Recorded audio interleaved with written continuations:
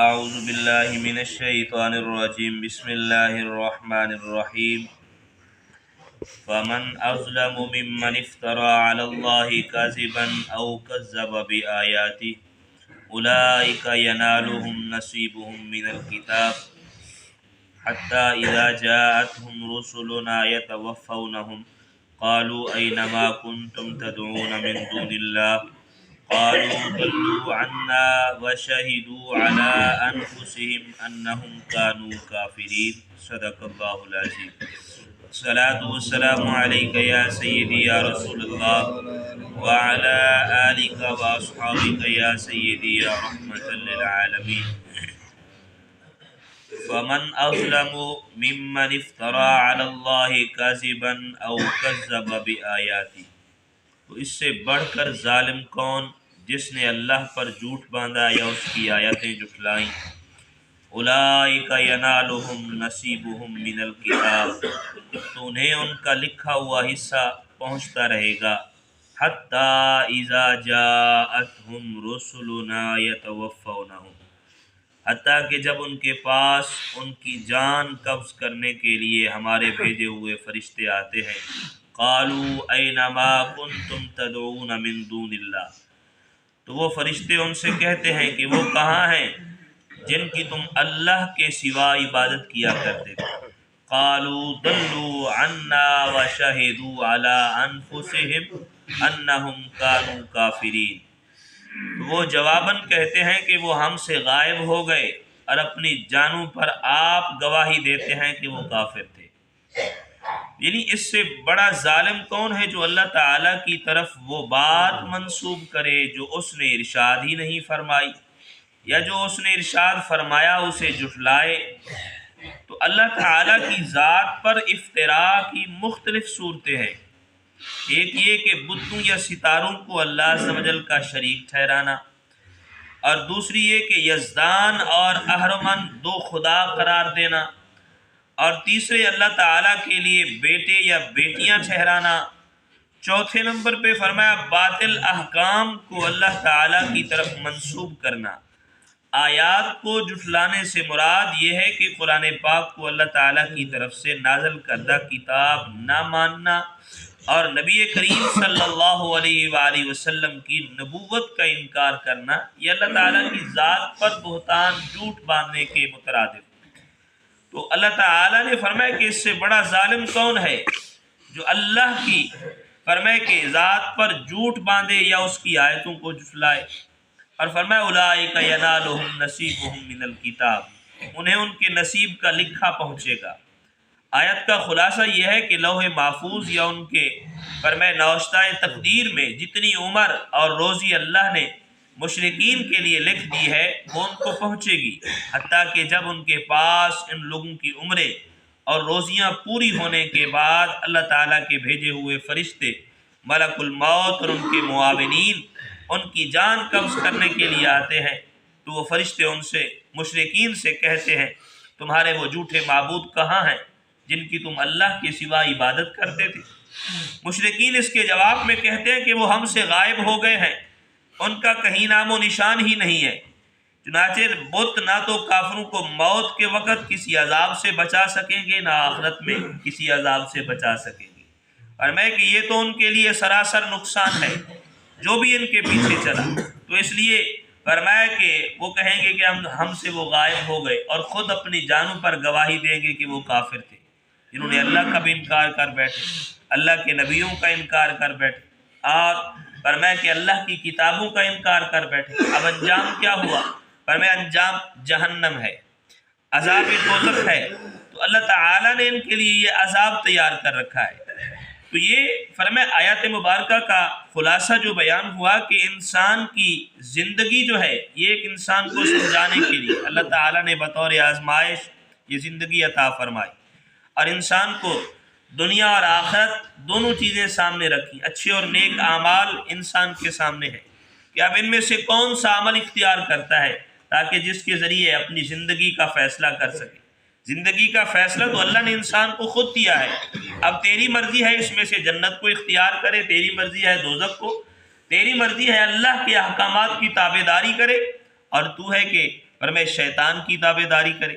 اب تیری مرضی پہ ہے، تیرے عمل کے اوپر حساب ہوگا۔ اس لیے نبی علیہ السلام نے فرمایا کہ انما الاعمال بالخواتیم، اعمال کا دار و مدار خاتمے پر ہوگا، خاتمے پر ہوگا، پتہ چلے گا کہ تیرا خاتمہ کیسا ہوا ہے۔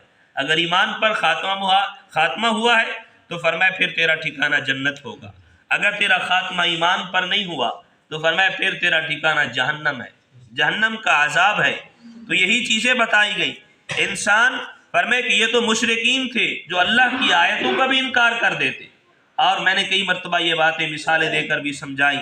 آج بھی لوگ فرمائے پتہ نہیں ہوتا، ہم مسلمان ہیں، ان باتوں سے فرمائے کہ ہمیں احتراز کرنا چاہیے۔ ایسی باتیں لوگ ناسمجھ لوگ ایسی باتیں کرتے ہیں، اور کوئی بات کر دی اور کہہ دیا کہ یہ اللہ کا فرمان ہے، اللہ کا فرمان ہے، حالانکہ خود کوئی نہیں معلوم ہوتا کہ ہے کہ نہیں ہے، بس ایسے زبان سے کہہ دیا دوسرے کو یقین دلانے کے لیے۔ اور کسی سے بات سنی ہے، پوری یاد ہے یا نہیں ہے، پر میں کہہ دیا یہ رسول اللہ کی حدیث ہے، حالانکہ پتہ بھی نہیں ہوتا کہ یہ حدیث ہے یا نہیں ہے۔ ایسی باتیں کرنے سے فرمائے کہ بچیں، کیونکہ بات صرف وہی ہے کہ انسان کو قیامت کے دن یہی زبان جو ہے یا تو یہ جہنم میں لٹکا دے گی یا جنت میں اعلیٰ مقام دلوائے گی، یہی زبان ہے۔ اور آج اگر اس کو کنٹرول نہ کیا تو یہی زبان کل مروائے گی بھی صحیح، یہی زبان کل سزا بھی دلوائے گی۔ اس لیے پتہ بھی نہیں ہوتا۔ نبی علیہ السلام نے ایک دن صحابہ کرام سے فرمایا، اے میرے صحابہ، ایک وقت آئے گا لوگ فرمائے کہ اپنی بیویوں سے زنا کریں گے، اپنی منکوحہ سے زنا کریں گے۔ یا رسول اللہ اس سے تو نکاح ہو گیا ہے، اب تو وہ حلال ہے، اس سے فرمایا ہاں، فرمائے کہ بعض اوقات ایسی باتیں کر بیٹھیں گے زبان سے جن سے ان کا ایمان چلا جائے گا، جب ایمان جائے گا تو نکاح ختم ہو جائے گا، اور ایسی باتوں سے فرمائے پھر وہ اپنی بیویوں کے پاس وہ منکوحہ نہیں رہے گی، وہ زنا کریں گے۔ اور اسی طرح فرمائے کہ معاشرے میں یہ بڑھتے ہوئے معاملات جو ہیں، مسائل کہ لڑتے جھگڑتے گھر میں باتیں اونچی نیچی ہوتی رہتی ہے۔ اور یہاں پہ فقہاء کرام نے فرمایا کہ اگر کسی نے کہا اپنی بیوی سے فرمائے کہ تو نکل جا آج کے بعد میری آنکھوں کے سامنے نہ آنا، فرمائے کنایتاً یہ طلاق ہو گئی، فرمائے کہ اب کیا کرے گا۔ اور اسی طرح فرمائے کہ بعض لوگ تو ایسے بھی فرمائے دیکھے گئے کہ ظاہراً بھی طلاق دے کر پھر بھی کہتے ہیں کیا ہوا، غصے میں کہہ بیٹھا تھا چلو کوئی بات نہیں ہے۔ اب فرمائے کہ دو چار اٹھتے ہیں بڑے سمجھدار اپنے آپ کو سمجھنے والے، وہ ان کے درمیان صلح کروا کے بٹھا دیتے ہیں۔ اب شریعت کا معاملہ ہم نے یہ نہیں جانا کہ حقیقت کیا ہے اور شریعت کا قانون کہاں تک پہنچا ہے۔ یہ لوگ فرمائے ان کا تو نکاح ٹوٹ ہی گیا تھا، طلاق ہو گئی، ختم ہو گیا، اب یہ جو صلح کروانے والے ہیں ان کو بٹھانے والے، شریعت کہتی ہے ان کا بھی نکاح گیا ہے، اب ان کا بھی گیا ہے، اب اپنی خیر منائیں۔ تو اب فرمائے کہ کہاں تک ہم نے شریعت کو مذاق سمجھ کر اپنی مرضی سے قانون بدل دیے، اپنی مرضی کے قانون بنا دیے۔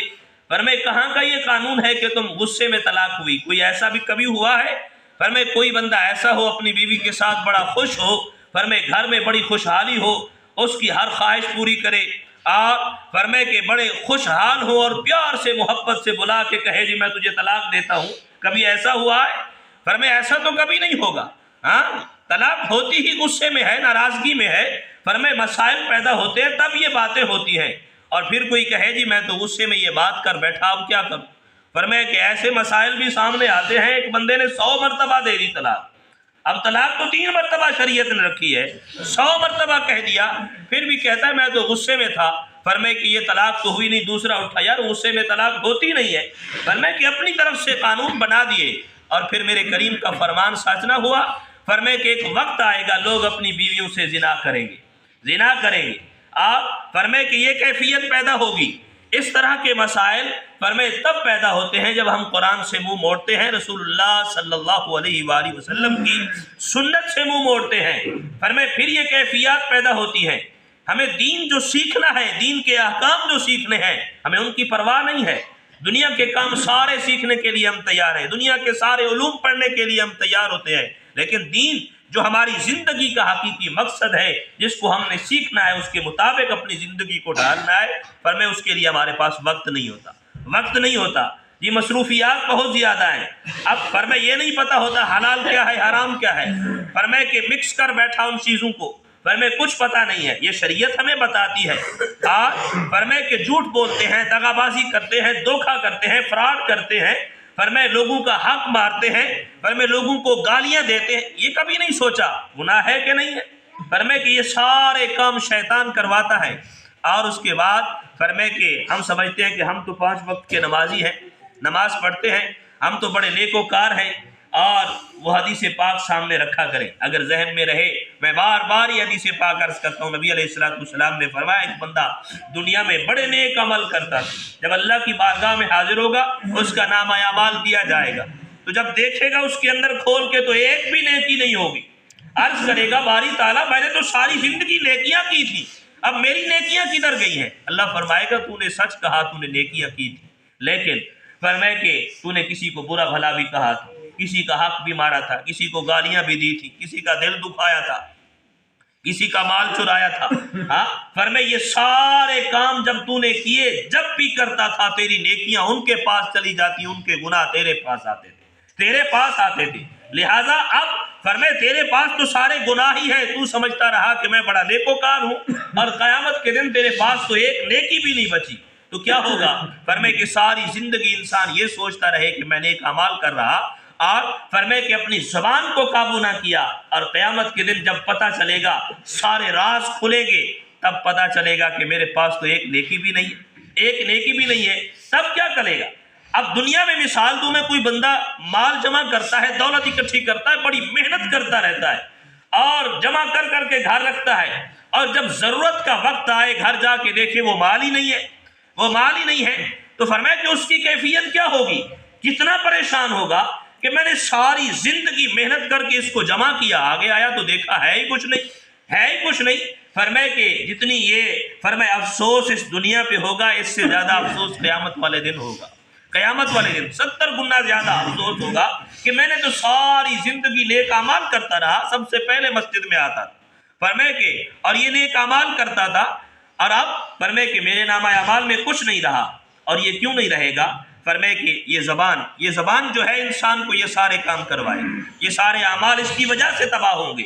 اس لیے آج موقع ہے، جب زندگی میں اگر کوئی غلطیاں ہو گئی ہیں، کسی کو ناراض کیا ہے، کسی کا دل دکھایا ہے، آج موقع ہے اس کو منا لے، اور فرمائے کہ جو غلطیاں کوتاہیاں جانے انجانے میں ہو گئی، اللہ سے معافی مانگ لے، توبہ کر لے، آج موقع ہے۔